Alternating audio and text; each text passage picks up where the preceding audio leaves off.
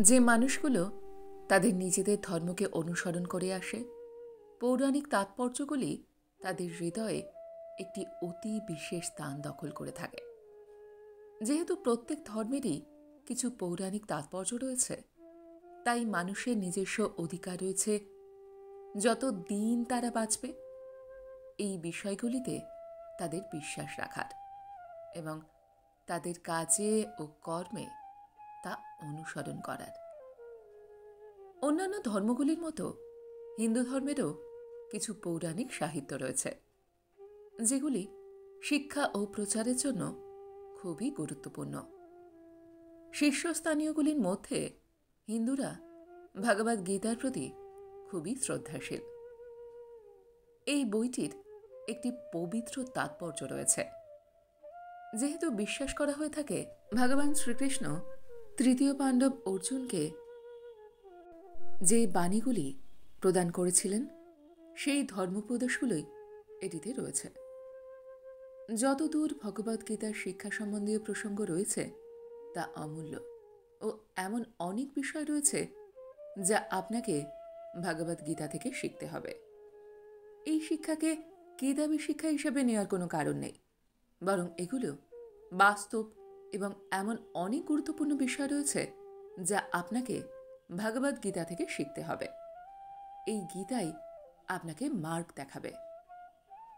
হিন্দু বিশ্বাস অনুযায়ী ভগবান শ্রীকৃষ্ণ ভগবান বিষ্ণুর অবতার এবং তার ধর্মোপদেশ স্বয়ং ঈশ্বরের বাণী ছাড়া আর কিছুই নয়।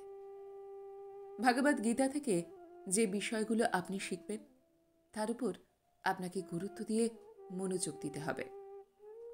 আজ আমি আপনাদের সঙ্গে শ্রীমদ্ ভগবদ গীতার 18টি বাণী নিয়ে আলোচনা করব। 1. যা ঘটছে, যা ঘটেছে তা অসম্ভাবী এবং অনিবার্য। আপনাকে বিশ্বাস করতেই হবে যে যাই ঘটেছে তা মানুষের মঙ্গলের জন্যই ঘটেছে। এখান থেকে শিক্ষা নিতে হবে। এর মধ্যে হস্তক্ষেপ করার বা একে থামানোর কোনো অধিকার আপনার নেই। শিক্ষা নিয়ে মানুষ সঠিক পথে ফিরে আসলে জীবন অনেক সুন্দর হয়। 2. কর্ম করে যাও, ফলের চিন্তা করো না। ভগবদ গীতা আপনাকে শুধু ফলের চিন্তা না করে কর্ম করে যাওয়ার অনুমতি দেয়। কর্মফলের উপর আপনার কোনো দাবি নেই। 3. আত্মা অমর। আত্মা অমর ও একে ধ্বংস করা যায় না। একজন ব্যক্তির মৃত্যুর পর আত্মা কেবল শরীর পরিবর্তন করে। এটি কখনোই ভিজে যেতে পারে না বা আগুনে পড়ে যেতে পারে না। অর্থাৎ আত্মার কোনো বিনাশ নেই। 4.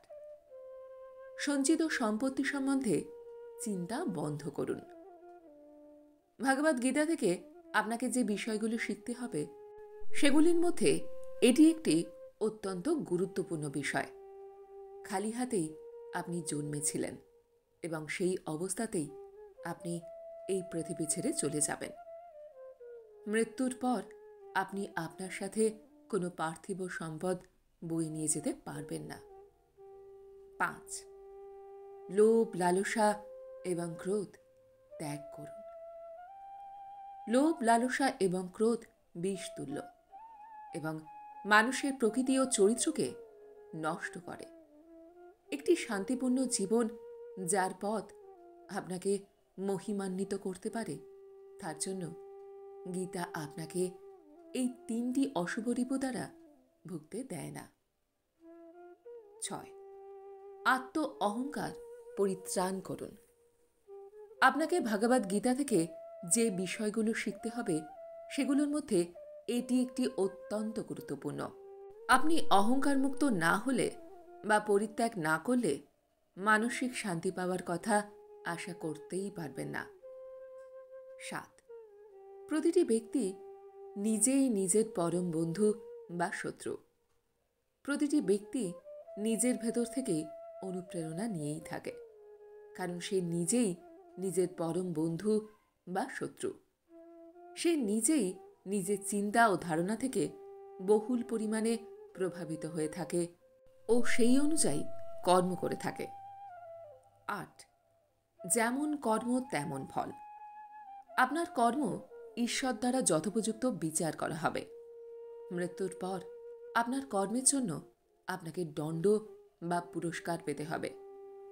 বিচার কেবলমাত্র মৃত্যুর পরই সম্পন্ন হবে এবং এটি মৃত ব্যক্তির শেষ পরিণতি নির্ধারণ করবে। তাই সৎ কর্ম করুন। এর জন্য ঈশ্বর আপনাকে জ্ঞান, বিবেক, মনুষ্যত্ব দিয়েছে। প্রয়োগবিধি আপনার। 9, আপনদের মূল্য দিন। অন্য কারোর কাছ থেকে সম্মান পেতে হলে আপনাকে আগে তাদেরকে সম্মান দিতে হবে। আপনি নিজে যাকে সম্মান করবেন না, তার কাছ থেকে আপনি সম্মান পাবার আশা করতে পারেন না। 10, জীবন আপনাকে যা দেবে তাই স্বীকার করুন। জীবনের সম্পদ বা অসুবিধা কিছুই আপনি বেছে নিতে পারেন না। জীবন আপনাকে যা দেবে সেটাই আপনার মেনে নেওয়া প্রয়োজন। এই বিষয়গুলো আপনার পূর্বকৃত কর্মফলের সাথে ঘনিষ্ঠভাবে সম্পর্কিত। 11, অগ্রগতি ও উন্নয়ন জীবনের নিয়ম। একই জায়গায় স্থবির হয়ে থাকা মনুষ্য জাতির উদ্দেশ্য নয়। কর্ম দ্বারা তাদেরকে অগ্রসর ও বিকশিত হতে হবে। মানুষের কর্মের উপর ভিত্তি করে ঈশ্বর তাদের পথ নির্ধারণ করবেন। 12, জগৎ ক্ষয়িষ্ণু।